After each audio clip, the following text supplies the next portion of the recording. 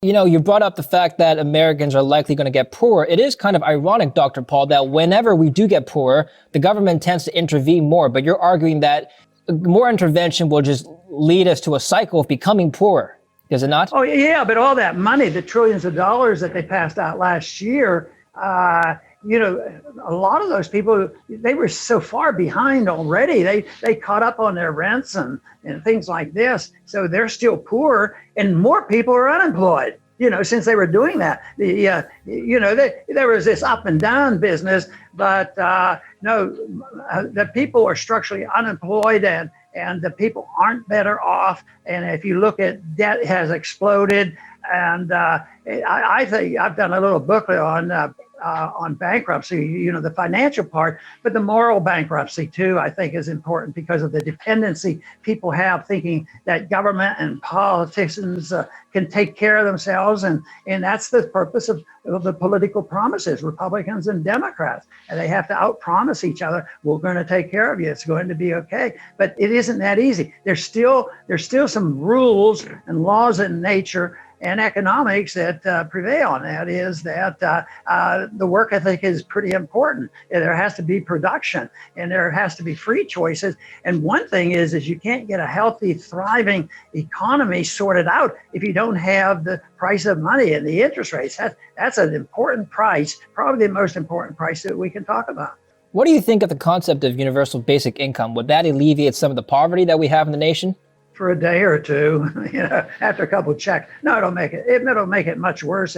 When they put a wage and price controls on in 1971, they restrained the working people from getting their wages. No, it should be the market that decides that. But the market, the minimum wage, a guaranteed wage, can't work because you have to equate productivity in order to know whether they can get more money. But we in the old days would say, all right, the minimum wage is $3 and we want it to go to $4.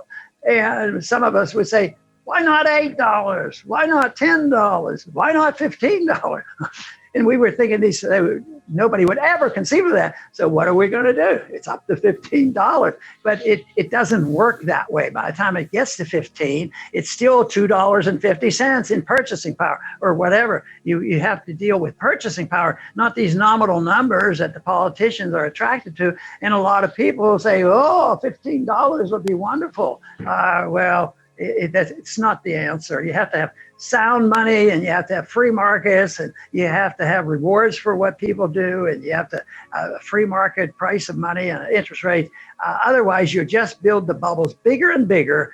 And when the inevitable correction comes, it's going to be more violent than ever before. And I don't know. We're probably obviously getting closer every day, but as long as they can print money, they are, I imagine we can limp along. But I don't think that we can reverse the big problem. The social problem is that the middle class and the poor are worse off, and the wealthy are getting much wealthier. There's no doubt about it. And that is just fodder for the socialists and the Marxists saying, look how horrible it is. And unfortunately, the people in charge don't argue the case, but that has nothing to do with the freedom. Before we continue, help us by smashing that YouTube like button and subscribe now to this channel. This shows the algorithm that you value the information, and it helps us spread this message. Sharing is caring. Please like and subscribe now. Thank you. And now let's continue. To bash what we believe in. But that we don't have free markets. We have interventionism, and we have inflationism, and all these deficits and all the special interests going on. If we don't pin the blame on that, see, in the Depression, they were able to do it. They said, we had that terrible depression because we had the gold standard, and we were, not interfering enough. And they said it lasted too long because the government didn't print enough money fast enough. But what they did was they got rid of the free market because they said the free market and the gold standard was the cause of it all. Right now, they're still saying, well, they're not saying the free market. They're saying the market we have now is at fault. And it is. It's at fault. But we never better sort out the definitions, because if people accept what we have as an expression of freedom of choice, property rights, and freedom to contract, we're in big trouble. So it's it's a word game. It's understanding words. It's understanding economics. I think we're in better shape than we were in that area than we have ever before, because there's a lot of people like your program you have right now. You talk a lot about freedom and sound money, so that's pretty good. And I think that the Mises Institute and others teach Austrian economics, and that wasn't available when I went to Congress first time in 1976. They thought, what are you doing? Why are you voting this way? They were dumbfounded, and they never heard of Austrian economics. But now people do know about it, and what we have to do is make sure that system of thought and that freedom serves the interests of the people, that they're better off that way. That's why people eventually get together and reject something like Soviet communism, because they weren't better off and they thought there was a way to be better off. That's why they rejected it. Are we seeing everybody better off even though the wealth gap is wider? Well, in a free market, the wealth gap shrinks. But you can't legislate it and say, well, your responsibility is to make everything equal. That would be horrible. But no, I think it's much better. I think when we had a freer market, we had the biggest middle class ever, and the poor were much wealthier.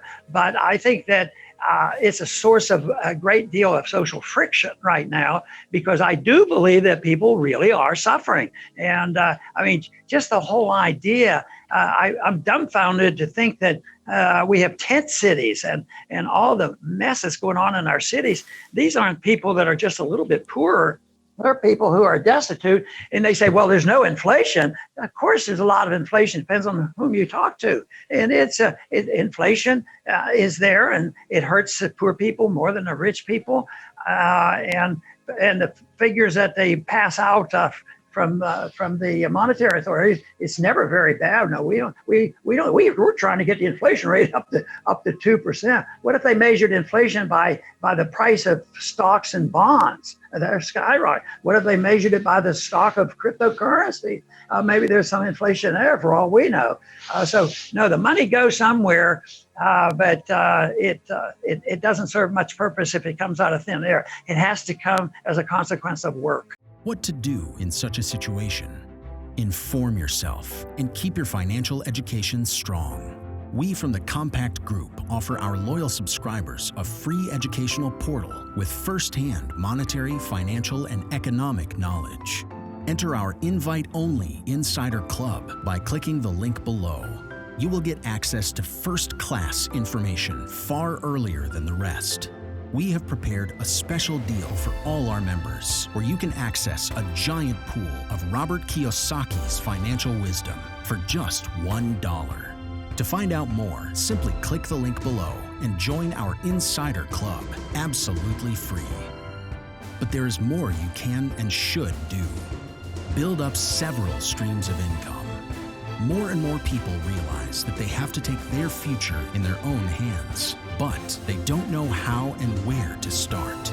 We from Compact offer our Insider Club members unique opportunities. Strengthen your financial muscle and get the edge. Click the link below. Become part of our free Insider Club. No financial obligations. But there's one important thing you have to know. You have to become active. So do it now.